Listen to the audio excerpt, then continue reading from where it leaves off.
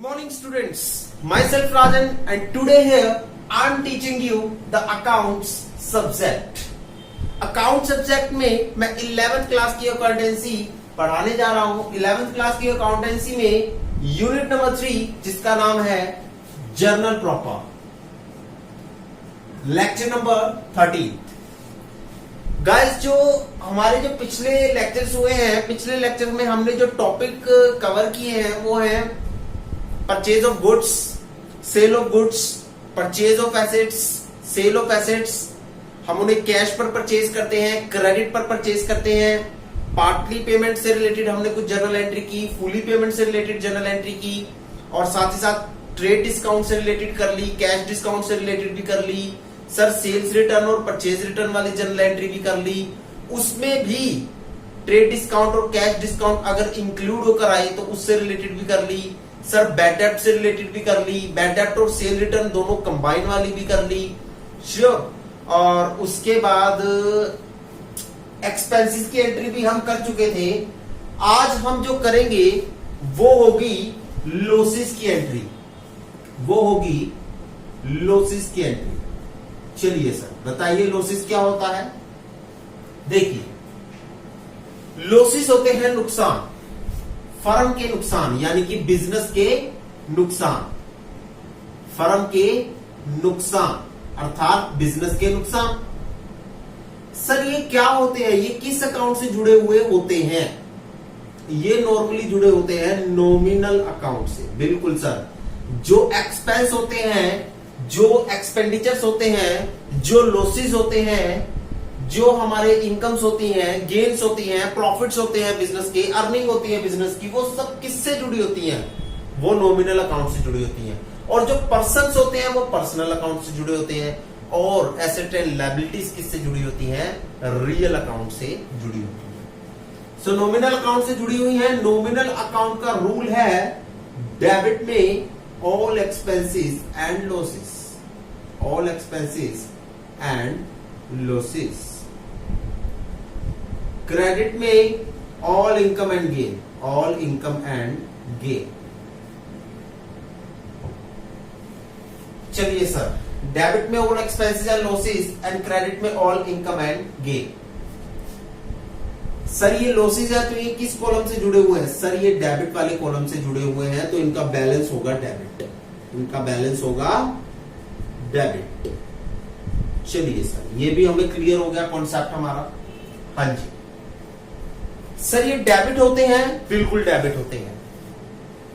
Credit क्या होता है इनके बदले में? क्रेडिट क्या होता है इनके बदले में? अब हम करेंगे कंडीशंस। देखिए अगर लिखा हुआ है गुड्स लॉस बाय फायर हुए हैं, गुड्स लॉस बाय फायर हुए हैं,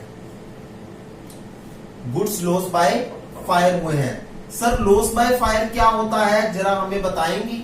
लॉस बाय फायर का मतलब नाम से ही आपको पता चल रहा है। लॉस बाय फायर का मतलब होता है आग लगने की वजह से नुकसान का होना। Sure guys? So goods loss by fire आपको वर्ड लिखा हुआ है।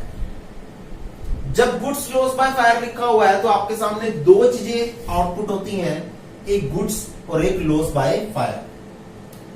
सर ये जो लॉस बाय फायर है ये तो आपका लॉस है, ये तो क्या होगा इस रूल के अकॉर्डिंग डेबिट हो जाएगा। सर क्या होगा?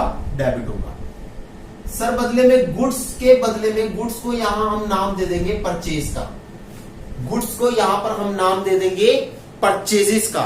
गुड्स को किस चीज का नाम देंगे? परचेज का नाम देंगे। और परचेज क्या हो जाएगी? क्रेडिट होगी। सर हमें ये तो आपने हमें याद करवा दिया कि यहां पर हमें जब गुड्स और लॉस वाली एंट्री हो तो हमने क्या करना है? लॉस बाय फायर तो हमारा होगा डेबिट और गुड्स को हमने परचेज का नाम देकर क्रेडिट कर देना है। सर ऐसा क्यों? देखिए आपने जब परचेजेस की थी 1 लाख रुपए की, यहां ध्यान दीजिए थोड़ा सा, आपने परचेजेस की थी 1 लाख रुपए की। जब परचेजेस की थी 1 लाख रुपए की तो ये परचेजेस क्या हुई थी? डेबिट हुई थी। हाँ जी, नॉमिनल अकाउंट के अकॉर्डिंग नॉमिनल अकाउंट में आती है, एक्सपेंस होती है ना आपका, एक्सपेंस होने के साथ साथ नॉमिनल अकाउंट में आती है। रूल है debit all expenses and losses, credit all income and gain. तो रूल के अकॉर्डिंग ये डेबिट होंगी। श्योर जी, क्योंकि ये एक्सपेंस होती है। जब आपने गुड्स परचेज किए थे तो आपके जो गुड्स परचेज हुए थे वो आपके डेबिट होकर चले थे। अब इसमें से लेस कर दिया मैंने लॉस बाय फायर, कुछ तो आग लगने की वजह से खत्म हो गए, जैसे 10,000 रुपए के आग लगने की वजह से खत्म हो गए, तो वो इसमें से माइनस होंगे ना। आप 1 लाख की परचेज करके आए और उसमें से 10,000 रुपए के गुड्स को आग लग गई, 1 लाख रुपए के आपने खरीदे और 10,000 रुपए के गुड्स को आग लग गई, तो वो 10,000 रुपए के खत्म हो गए ना, वो आपकी परचेजेस को कम करके चलेंगे ना, वो आपकी परचेजेस में से कम होकर चलेंगे ना। श्योर जी, तो 10,000 रुपए माइनस होगी। कुछ हैं जो हमने चैरिटी में दे दिए, जैसे कि हमने 5,000 के गुड्स तो चैरिटी में दे दिए, दान दे दिए लोगों को, चलिए जी। कुछ हमने फ्री सैंपल में बांट दिए।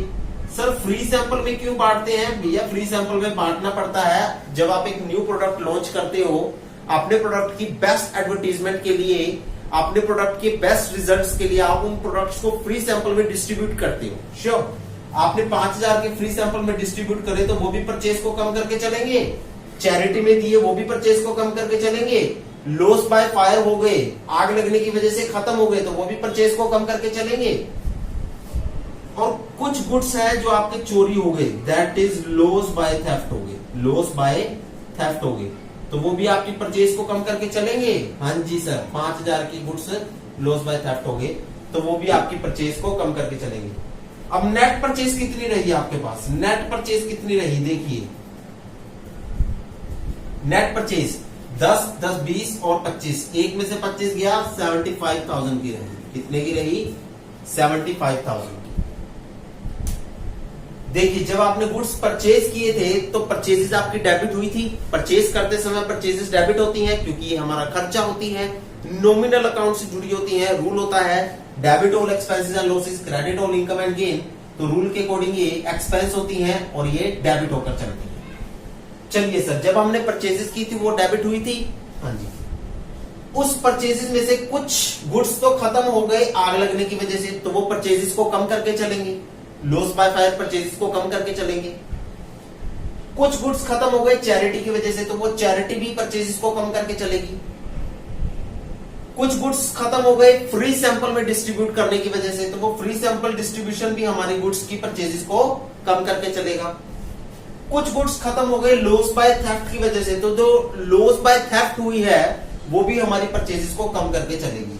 सो ये सारी आइटम होती हैं, ये परचेजेस को कम करके चलती हैं, परचेजेस को कम करके चलती हैं, परचेजेस में से लेस होकर चलती हैं, जिसकी वजह से अगर परचेज डेबिट है तो इनका बैलेंस अपोजिट हो जाता है। इनका बैलेंस क्या हो जाता है?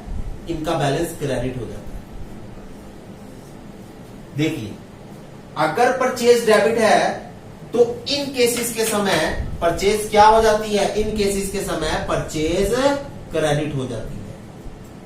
देखिए कम हो रही है ना परचेज, देखिए जब ये आया तब परचेज कम हुई, जब ये आया तब परचेज कम हुई, जब ये आया तब भी परचेज कम हुई, जब ये आया तब भी परचेज कम हुई। सर परचेज कम होने का मतलब है वो डेबिट से क्रेडिट में हुई, डेबिट से क्रेडिट में हुई, डेबिट से क्रेडिट में हुई, पहले डेबिट थी वो, कम होने की वजह से वो क्रेडिट में हुई। मतलब इन सब की वजह से, इन सब की वजह से, यहां मैं लिख देता हूं, इन सब की वजह से, इन सब की वजह से परचेजेस कम हुई, परचेजेस कम हुई, और कम होने के कारण, कम होने के कारण, कम होने के कारण उनका बैलेंस यानी कि परचेजेस का बैलेंस क्रेडिट हुआ, परचेजेस का बैलेंस क्रेडिट हुआ, क्रेडिट हुआ, परचेजेस का बैलेंस क्रेडिट हुआ।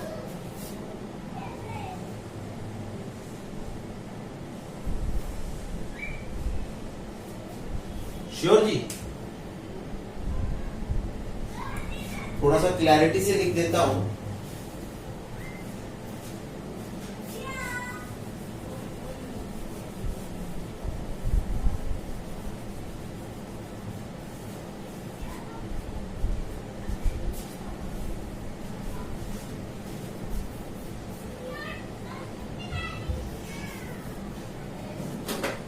देखो परचेजेस कम हुई, कम होने के कारण, कम होने की वजह से परचेजेस का बैलेंस क्रेडिट हुआ, परचेजेस का बैलेंस क्रेडिट हुआ। चलिए सर ये तो बहुत बढ़िया किया आपने, लिख दिया। लो जी, ये मैंने बहुत ही ज्यादा सिंपल सेंस में कन्वर्ट करके किया है, क्योंकि हम पूरी अकाउंट्स को सिंपल करके पढ़ेंगे। हम पूरी अकाउंट्स को इस तरह से पढ़ेंगे कि आपकी डे टू डे यूज में ये बातें आएंगी। श्योर। देखिए इन सब की वजह से, इसकी वजह से, पॉइंट नंबर 1 की वजह से, पॉइंट नंबर 2 की वजह से, 3 की वजह से, 4 की वजह से, इन सब की वजह से क्या हुआ, इन सब की वजह से परचेजेस कम हुई। परचेजेस में से कम हो रही है ना, तो इन्होंने परचेजेस को कम किया, तो परचेजेस कम हुई, परचेजेस कम हुई। और कम होने की वजह से, परचेजेस के कम होने की वजह से परचेजेस का बैलेंस डेबिट से क्रेडिट हो गया, डेबिट से क्रेडिट हो गया। आगे समझ, ये नोट डाउन कीजिएगा, ये मोस्ट इंपोर्टेंट बात है, ये थोड़ा सा आप इसे प्लीज नोट डाउन कीजिएगा। देखिए मैं और ज्यादा इजी सेंस में बताता हूं। ये है नुकसान, ये है लॉसेस। ये लॉसेस परचेज में से लेस होकर चलते हैं। ये परचेज से जुड़े हुए हैं, गुड्स से जुड़े हुए हैं, गुड्स की परचेजमेंट से जुड़े हुए हैं, तो ये परचेजेस में से लेस होकर चलते हैं, ये परचेजेस में से लेस होकर चलते हैं। सर जब ये परचेज में से लेस होते हैं तो ये परचेज के बैलेंस को कम करते हैं, तो इन सब की वजह से परचेज कम होती है। बिल्कुल जी। और जब परचेज कम होती है तो परचेज का बैलेंस अपोजिट हो जाता है, डेबिट से क्रेडिट हो जाता है, डेबिट से क्रेडिट हो जाता है। क्योंकि आपको पता है जब कोई अकाउंट, जब किसी अकाउंट की वैल्यू डाउन होती है, जब किसी अकाउंट की वैल्यू डाउन होती है तो वो अपने अपोजिट बैलेंस में चली जाती है, और जब किसी अकाउंट की वैल्यू अप होती है, इंक्रीज होती है, तो वो अपने उसी बैलेंस में रहती है। जैसे परचेजेस की वैल्यू डाउन हुई तो वो डाउन होने की वजह से डेबिट से क्रेडिट में आ गई, और अगर परचेजेस की वैल्यू अप होती तो अप होने की वजह से वो क्रेडिट, तो वो डेबिट से डेबिट में ही रहती, तो वो डेबिट से डेबिट में ही रहती। तो इस बात को नोट डाउन कीजिएगा आप लोग, और इस कॉन्सेप्ट को नोट डाउन कीजिएगा, और यहां देखिएगा कि यहां हमें कैसे जर्नल एंट्री में यूज करके चलेंगे।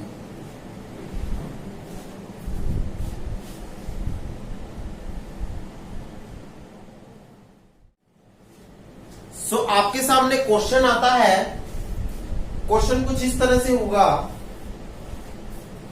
कहता है, देखिए क्वेश्चन मैं कंप्लीटली लिखूंगा। अब मैं क्वेश्चन को कंप्लीटली लिखूंगा। Purchase goods for ₹1 lakh from Ram, sure ji, from Ram, sure ji. ये है ए। बी एंट्री पहले मैं यहां लिख देता हूं, at the rate of 10% trade discount, 10% trade discount. Now return above goods, return above goods to Ram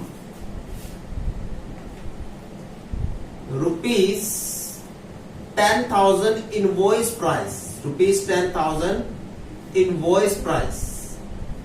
चलिए नेक्स्ट देखिए, ₹10,000 of above actual purchases become loss by fire, loss by fire, sure ji। ₹10,000 of above actual purchases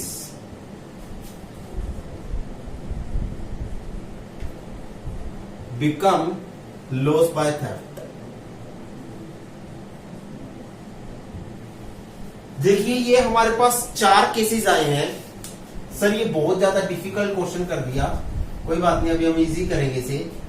पहले case number A को देखिए। पहले तो general rule लगाना है, purchase goods और राम। सर क्या क्या होगा टिक? परचेज तो रिकॉर्ड होता है, गुड्स रिकॉर्ड नहीं होता। गुड्स रिकॉर्ड नहीं होता, याद है ना? जब गुड्स होता है तो गुड्स को हम रिकॉर्ड नहीं करते, हम उसकी जगह परचेज या सेल को रिकॉर्ड करते हैं। और जब एसेट का नाम होता है तो हम परचेज या सेल को रिकॉर्ड नहीं करते, हम एसेट के नाम को रिकॉर्ड करके चलते हैं। ये रूल है, याद कीजिएगा। परचेज होगा, गुड्स हो गया, और राम यहां पर इकलौता है, यहां कोई कैश वर्ड तो आया नहीं, तो राम भी रिकॉर्ड होगा। चलिए सर आप बताइए हमें, परचेज और राम। परचेज आपका एक्सपेंस होता है, नॉमिनल अकाउंट में आता है, नॉमिनल अकाउंट में आता है, रूल में आता है डेबिट में ऑल एक्सपेंसेस, डेबिट में ऑल एक्सपेंसेस, और क्रेडिट में ऑल इनकम। सो ये रूल के अकॉर्डिंग क्या होता है? रूल के अकॉर्डिंग होता है डेबिट। ये रूल के अकॉर्डिंग होता है डेबिट। देखिए परचेज आपका एक्सपेंस होता है, नॉमिनल अकाउंट से जुड़ा हुआ है, डेबिट में ऑल एक्सपेंसेस, क्रेडिट में ऑल इनकम, तो रूल के अकॉर्डिंग क्या होगा? डेबिट होगा। राम, अगर राम से परचेज किए हैं तो राम सेल करने वाला है। अगर राम से गुड्स परचेज किए हैं तो राम उन गुड्स को सेल करने वाला है, राम उन गुड्स को बेचने वाला है, देने वाला है, गिवर है। श्योर जी। तो राम कौन हो गया? सर गिवर हो गया, राम हो गया गिवर। पर्सनल अकाउंट में आएगा, पर्सन है, बिल्कुल सर पर्सनल अकाउंट में आ जाएगा, आ गया सर। रूल का क्या बनेगा? इसका रूल बनेगा डेबिट में द रिसीवर और credit the giver, credit the giver. Sir ये रूल के अकॉर्डिंग क्या होगा? गिवर है तो ये रूल के अकॉर्डिंग होगा क्रेडिट। गिवर है ना, देखिए, तो ये रूल के अकॉर्डिंग होगा क्रेडिट, क्रेडिट होगा। सर वर्किंग नोट बता दीजिए क्या बनेगा इसका? वर्किंग नोट कैलकुलेशन में वर्किंग नोट क्या बनेगा? पहले तो हमने नॉर्मल वर्किंग नोट बनाया, फिर कैलकुलेशन में देखेंगे। ये है केस नंबर ए, अभी हम केस नंबर ए कर रहे हैं, केस नंबर ए का वर्किंग नोट नंबर 2। देखिए इनवॉइस प्राइस कितना है? इनवॉइस प्राइस है 1,00,000 रुपए का। कितना है? 1,00,000 रुपए का। इसमें से लेस करते हैं ट्रेड डिस्काउंट। सर जो ट्रेड डिस्काउंट होता है वो इनवॉइस प्राइस पर ही कैलकुलेट होता है और इनवॉइस प्राइस में से ही माइनस होता है, तो 1,00,000 पर ही कैलकुलेट होगा और 1,00,000 रुपए से ही माइनस होकर चलेगा। चलिए जी, आपके पास आया 90,000, ये बनी आपकी एक्चुअल परचेज, ये बनी आपकी एक्चुअल परचेज। सर एक्चुअल में तो हमने 90,000 की खरीदी ना वो। श्योर जी। तो जनरल एंट्री में क्या लिखेंगे? ये 90,000 यहां लिख देंगे। हाँ जी सर, एक्चुअल परचेज वाली अमाउंट परचेज में लिखी जाती है और वही अमाउंट राम में आएगी। श्योर। सो जनरल एंट्री बन गई। देखिए यहां जनरल एंट्री बना देते हैं। एंट्री बनेगी purchase account debit to Ram's account, to Ram's account. कितने की? 90,000 की, 90,000 की। चलिए सर यहां लिख देंगे goods purchase from Ram, goods purchase from Ram eight the rate of 10% trade discount. चलिए जी नोट डाउन कीजिए, आंसर को नोट डाउन कीजिए। ये क्वेश्चन का हिस्सा है सारा, मैं एक बार लाइन लगा देता हूं क्वेश्चन के हिस्से में। Then you have to be note down the answer. Sure जी।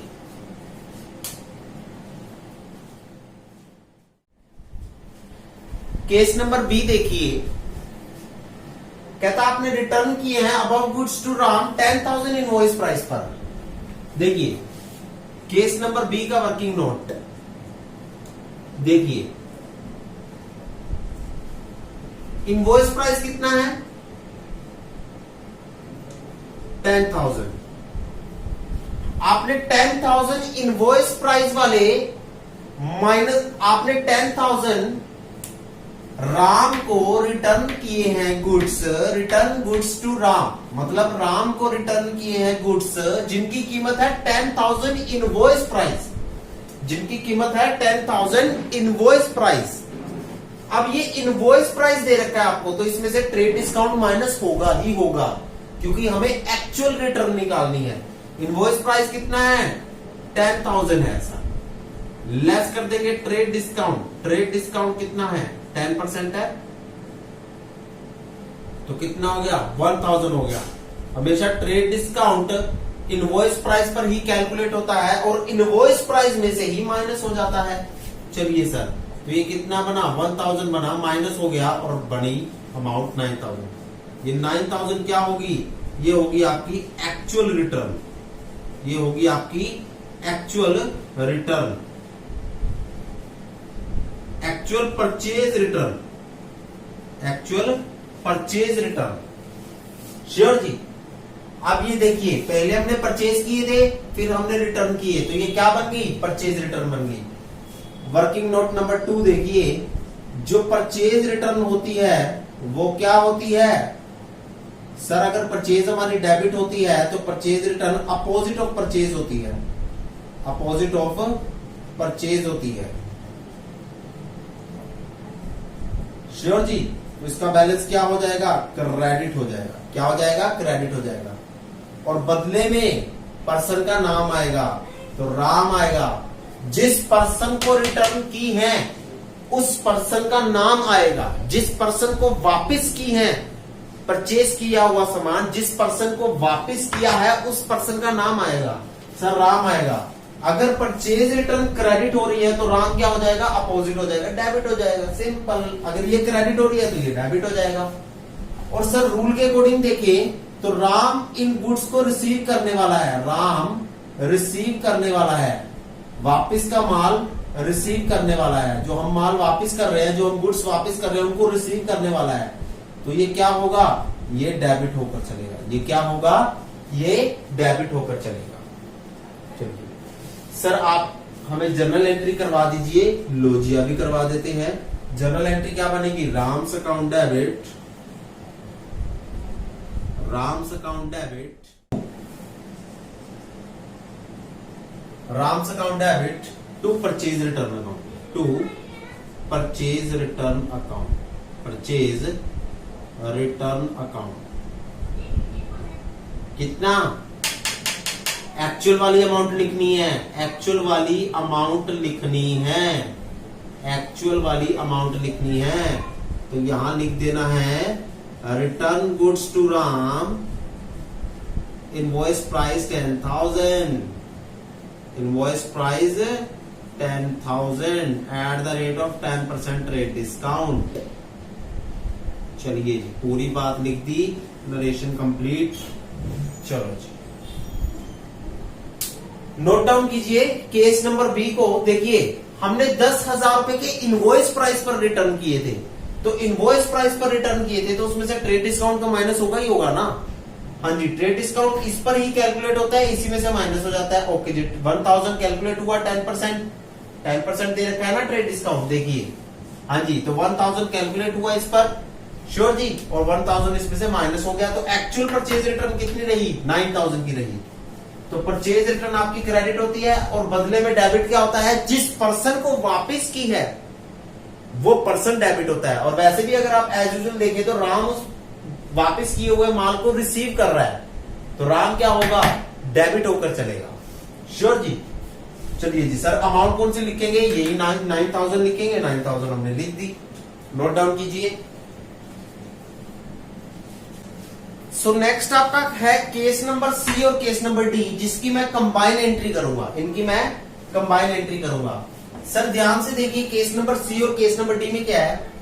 कहता है ₹10,000 की above actual purchase. Actual purchase का मतलब है इनवॉइस प्राइस में से, एक्चुअल परचेज का मतलब है इनवॉइस प्राइस में से ट्रेड डिस्काउंट माइनस करने के बाद वाली, इनवॉइस प्राइस में से ट्रेड डिस्काउंट माइनस करने के बाद वाली, इनवॉइस प्राइस में से ट्रेड डिस्काउंट माइनस करने के बाद वाली। श्योर।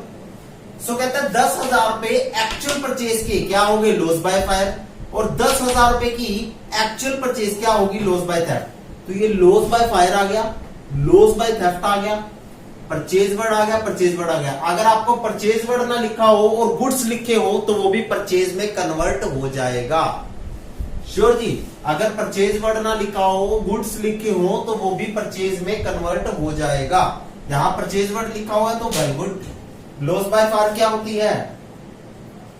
लॉस बाय फायर की बात करूं या लॉस बाय थेफ्ट की बात करूं, दोनों की मैं इकट्ठे में बात करूं तो ये आपके क्या होते हैं?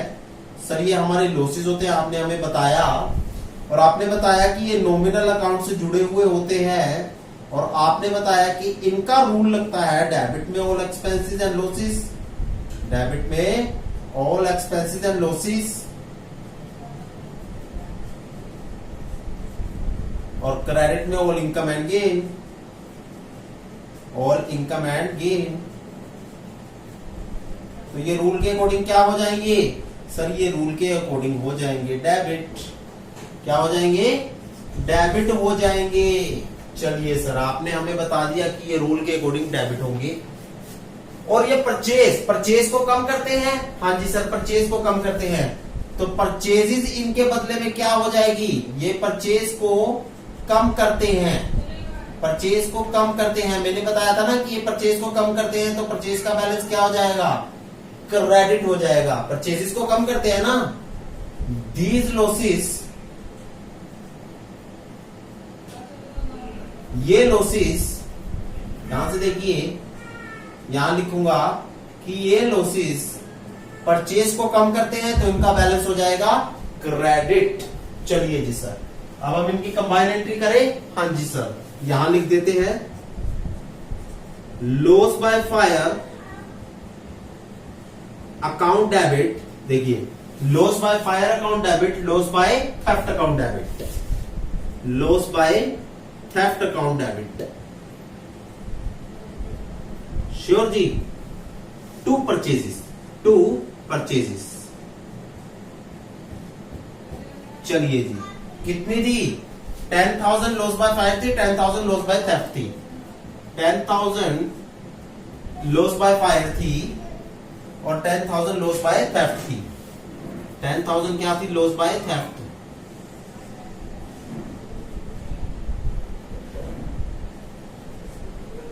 तो टोटल कितनी हो गई? 20,000 हो गई। टोटल कितनी हो गई? 20,000 हो गई। यहां लिख सकते हैं ₹10,000 loss by fire and ₹10,000 of goods loss by theft. चलिए जी सर, ये हमारी हो गई कंप्लीट एंट्री। नोट डाउन कीजिए, ये केस नंबर सी की एंट्री है, केस नंबर बी की एंट्री ये रही, केस नंबर ए की एंट्री ये रही। श्योर। और case number C plus case number D की एंट्री ये रही। Case number C plus case number D की एंट्री ये रही। कंबाइंड एंट्री कर दी मैंने। सर हम एग्जाम में भी कंबाइन कर सकते हैं? बिल्कुल, आपको एग्जाम में कंबाइन एंट्री करनी है इनकी। अगर आप इंडिविजुअल करना चाहते हो, नो डाउट, वो भी गलत नहीं है, बट मेरी सलाह यही होगी कि ऐसे लॉसेस की एंट्री को आप कंबाइन ही करके आइएगा। श्योर, नोट डाउन कीजिए।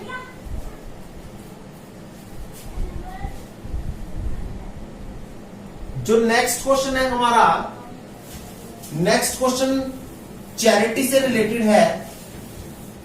मैं इसकी नॉर्मल ही इक्वेशन लिखूंगा, मैं कोई ज्यादा टिपिकल इक्वेशन नहीं लिखूंगा। श्योर गाइस, नेक्स्ट क्वेश्चन है चैरिटी से related.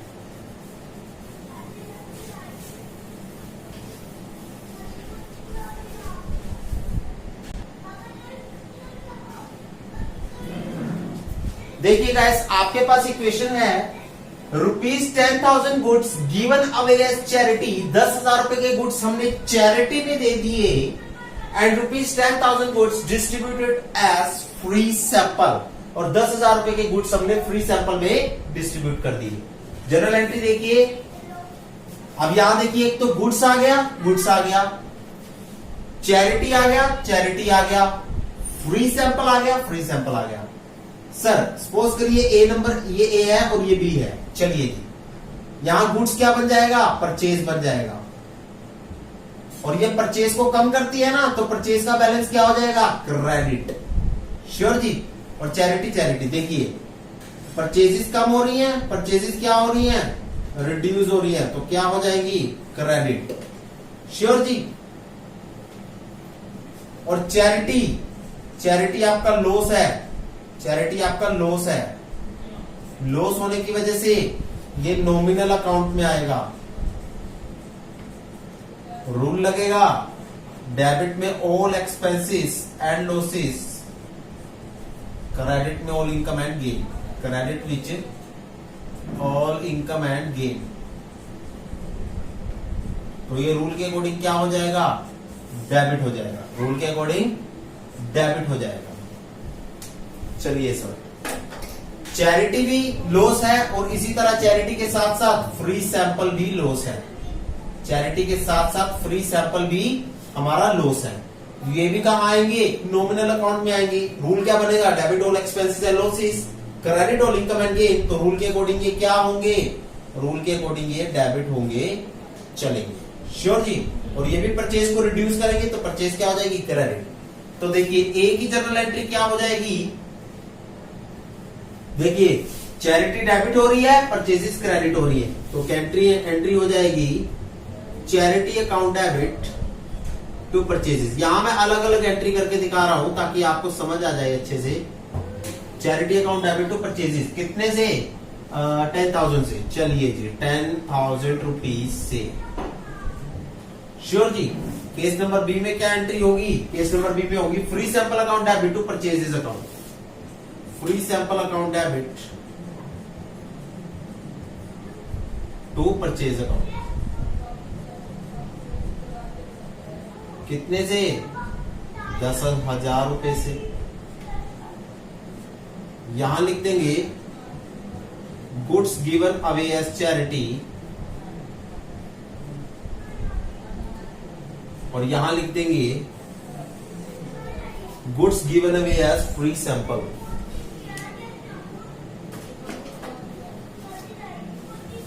Goods given away as free sample.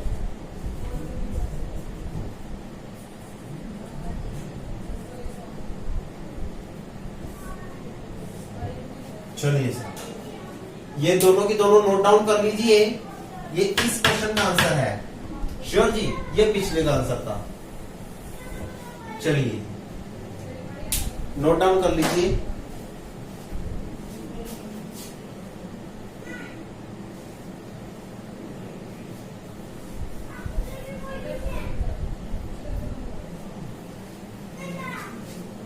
So guys, आज आपको हमारी ये जर्नल एंट्री समझ में आ चुकी होंगी।